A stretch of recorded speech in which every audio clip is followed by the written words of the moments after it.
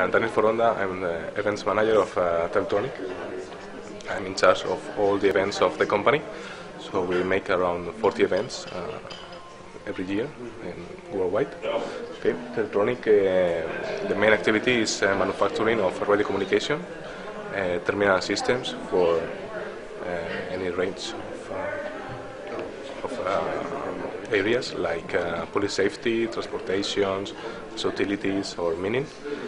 But we have a very strong product for transport, like metros, railways, trams, etc.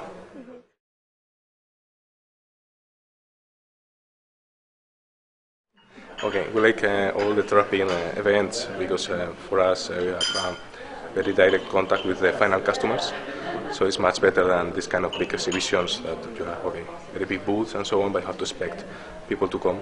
So we like therapy because they usually bring all the main final customers, and so they organize meetings with all of them, so it's very good for us.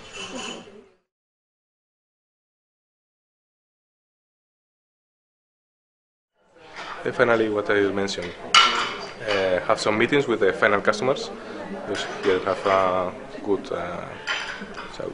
place to do. Okay, and try to have some meetings with them, try to have some contracts. Okay.